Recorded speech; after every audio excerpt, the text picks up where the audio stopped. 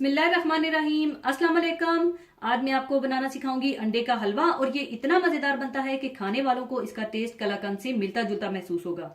और ये खास आज मैं अपने बड़े भाई मोहम्मद कयूम खान जो कि हांगकांग में रहते हैं उनकी फरमाइश पर बना रही हूँ। तो इसको बनाने के लिए मैं ले रही हूँ अंडे 8 अदद और कंडेंस्ड मिल्क थिक और मीठा वाला 300 मिलीलीटर और क्रीम हाफ कप और dry milk powder half cup, शहद 3 टेबलस्पून भरकर, बादाम का पाउडर 1 टेबलस्पून, इन्हें आप ब्लांच करके छिलके उतारकर पाउडर बना लीजिएगा और देसी घी 2 टेबलस्पून भरकर और बादाम पिस्ते और किशमिश मिलाकर 3 टेबलस्पून ले लीजिएगा और सब्ज इलायची का पाउडर हाफ टी स्पून, इलायची के दानों को निकालकर पीस लीजिएगा और जाफरान 1 चुटकी। और जाफरान और इलायची डालने से अंडों का जो एक एगी फ्लेवर होता है वो खत्म हो जाएगा और बहुत मजेदार सा हलवा तैयार होगा। और गांची के लिए थोड़े से पिस्ते और बादाम चाहिए होंगे।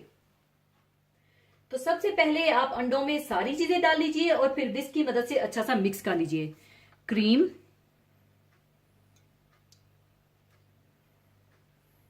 ड्राई मिल्क पाउडर, शहद,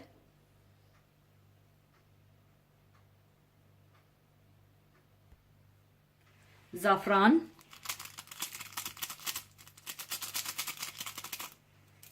इलायची पाउडर, किशमिश बादाम और पिस्ते, बादाम का पाउडर, देसी घी,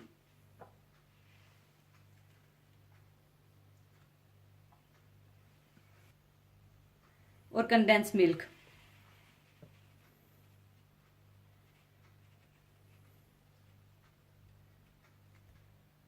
और अब आप इसे विस्क की मदद से अच्छी तरह से मिक्स कर लें।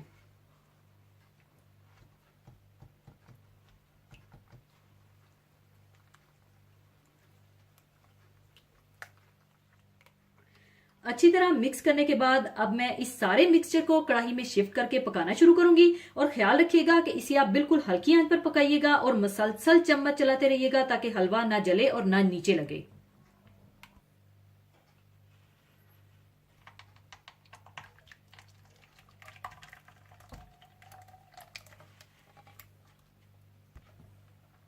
और इस तरह से आप मसलसल चम्मच चलाते रहिएगा।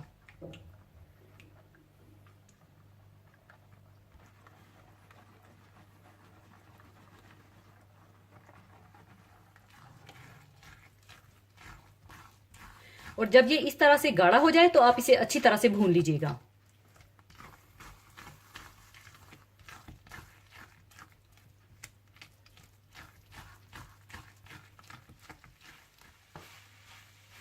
अच्छी तरह भूनने के बाद हलवा तैयार है और अब इसे मैं सर्विंग डिश में निकाल लूंगी।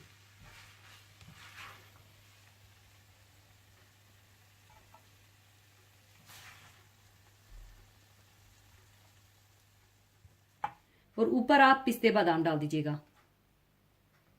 लीजिए, बहुत मजेदार, आसान और जल्दी बन जाने वाला अंडे का हलवा तैयार है।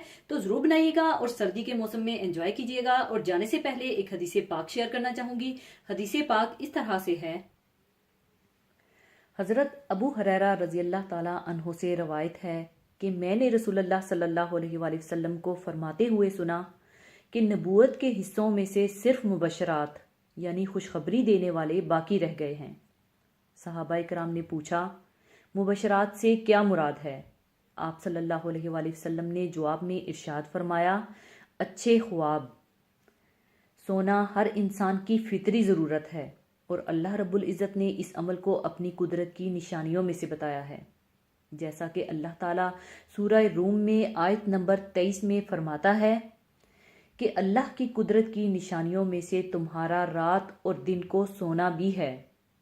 इंसान सोता है तो उसकी हालत एक मैयत की सी होती है कि उसके शऊर और हवास ख़त्म हो जाते हैं और जब वो बेदार होता है तो गोया वो एक नई जिंदगी पाता है। हर सोता हुआ इंसान ख्वाब भी देखता है। ख्वाबों की 3 किस्में बयान की जाती हैं।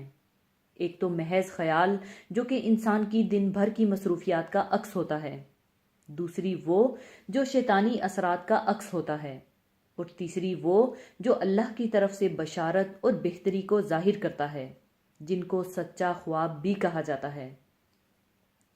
इस हदीस का मतलब ये है कि अब सिलसिला नबूवत तो बंद है, इसलिए वही भी किसी तरह नहीं उतर सकती। अलबत्ता नबूवत की एक चीज़ बाकी रह गई है, और वो है ख्वाब में मुस्तकबिल में पेश आने वाले वाक़यात की खबरदही। ये अच्छे भी हो सकते हैं और बुरे भी। एक हदीस में अच्छे ख्वाब को नबूवत का 46वां हिस्सा करार दिया गया है। एक और रवायत में है कि तुम में ख्वाब के एतबार से ज़्यादा सच्चे वो हैं जो तुम में से बात में ज़्यादा सच्चे हैं। ख्वाब के सिलसिले में आप सल्लल्लाहु अलैहि वसल्लम की ये हदायत भी मिलती है कि अच्छा ख्वाब अल्लाह की तरफ से है और इंसान इसे ऐसे लोगों के सामने बयान करे जो उससे मोहब्बत रखते हैं, और अगर ख्वाब में कोई नापसंदीदा बात देखे तो वो शैतान की तरफ से है, लिहाजा वो इसके शर से पनाह मांगे और शैतान को दूर करने के इरादे से 3 मर्तबा थुतकार दे और किसी के सामने इसका जिक्र ना करे, क्योंकि वो इसे नुकसान नहीं देगा। एक और रवायत में थुतकारने के साथ अपनी करवट बदलने की हदायत भी की गई है, यानी अगर इंसान दाएं करवट पर लेटा हुआ है तो बाएं करवट लेट जाए, और अगर बाएं करवट लेटा है तो दाएं करवट लेट जाए। और इसी के साथ मैं आपसे इजाज़त चाहूँगी। अपना बहुत ख्याल रखिएगा, दुआओं में याद रखिएगा। अल्लाह हाफिज़।